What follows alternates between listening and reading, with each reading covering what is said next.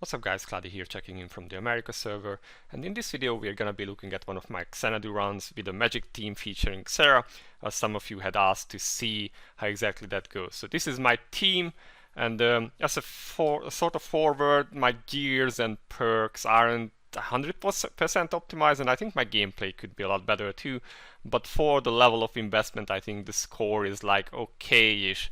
Also, another note, the big brain people will usually replace Jane with like an Esker and use Pris and Oddie to be the damage sponges. I've tried this, but as I do not have an A2 Pris and my Esker is not A2 either, it means I'm missing out from on the penetration from him. So for me this was actually a damage drop, but if you have that kind of investment, I think that's actually better.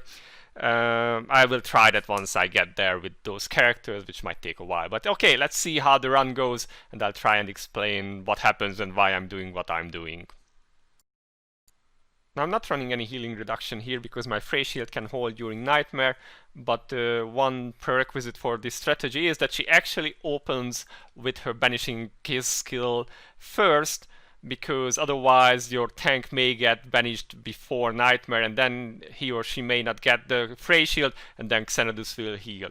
Other than that, the main idea is that Xerah will be doing double S3 during Nightmare, and you're gonna want to pop her shadow form just for Nightmare 2, so you only use like 3 skills in between nightmares. Now this is skill 3 coming up. You can see I'm popping all my soul weapons and buffs, and then the first S3 of Xerah is coming up a bit late. I think I should have cast that first or sooner. And now we are resetting with Oddie, doing one S1 with Xerah, a reset with Priscilla so she can do the second one. We trigger her soul weapon to extend her shadow form, and then we cast S1 for the remainder of the duration of Nightmare. And basically this is what we are doing. You can see that we took no damage, so she did not gain any stacks, and she did her banishing skill first, so we are good. Now here comes skill 2, and this is where I usually pop my Priscilla S2 and S3, S2 also cleansing the debuff, and I will also pop Love Real S2 and then S3 during the last skill before Nightmare, and also Priscilla S3.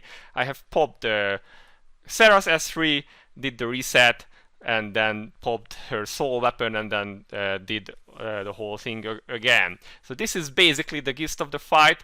What you really have to be careful about is not to gain any stacks with her before your soul weapon is off the cooldown, otherwise you will not be able to charge it without entering darkness mode, and you want it to be up when you are already casting your first S3, so it ticks with that increased 100% non-hero damage. I've experimented with a few other things, like when to cast Love Reels, S2 and Soul Weapon. This one seems to be working the best for me, but if you have any suggestions on how to get more damage out of her, I'm open to suggestion. This is what got me the most damage really. So this is what we do. On skill 2 before Nightmare, we will pop Love Reel S2, Priscilla S2, Priscilla S3, and we will have 3 stacks on Xerah, and hopefully just one more skill needed to pop her soul weapon. When she uses skill 3, we will pop Love Reel S3, we will pop Xerah S3, then do a Xerah S1, reset with Oddie, use also Priscilla's S2, and then use S3 on Xerah again, S3 on Love Reel again to get more stacks out of it, and we will refresh Priscilla S2 and S3 as well during the burst, and then this is how we deal damage. Yeah, also we only pop soul weapons on Love Reel and Oddie every second Nightmare, because they just have too long cooldowns to do it for every single one of them, so you can only use them every second Nightmare. I've tried the same with like manualing Veronica and pretty much got the same results, so she also can't use it for every Nightmare. And I think the way to go about Veronica herself is to mana drain her, so she cannot cast her skills too fast, otherwise she will desync, especially her soul weapon with the Nightmare casts, and then you will not be getting as much damage out of her as otherwise you would be able to. And this is the fight really. It's a pretty short one, so you can utilize the book Fantastic Hybrid Animals, which I think works best here now, especially with Techno Magic gear. But basically this is the end score for me, 111 Thrill, which is like alright-ish. After some loading, we will get to the gears. As I have said, the perks and the gears are okay-ish, not 100% optimized. Some choices would be different if I was gonna redo everything for just this world, but honestly, I'm just too lazy to do that.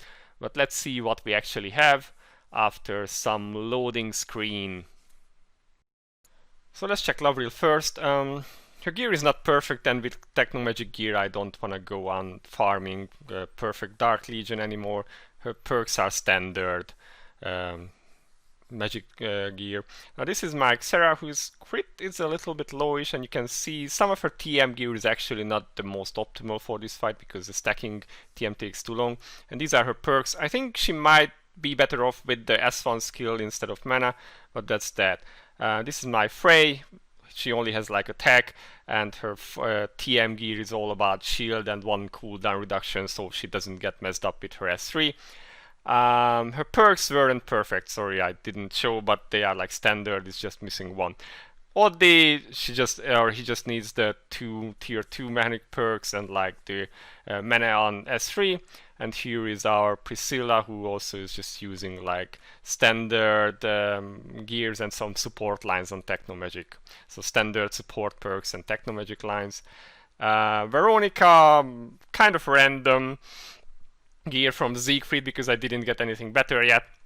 It's just for the set bonus really. Her perks are, yeah, what I have said, she gets a attack bonus and she doesn't get too much mana, so she can't cast too fast. May with her usual build, I could actually take some magic amp there, but I did not do that for this particular fight. And then there is Jane, who is again wearing some defense and block, but nothing super fancy really. And that's it, mainly because Fallen Frey carries the shield part, so the units don't need to be too defensive. So that's it guys, really. I hope you found it helpful. If you have any more questions regarding how I do Xena or anything else, feel free to leave them in the comments below. And this has been Cloudie for now. I see you in the next one. Bye bye.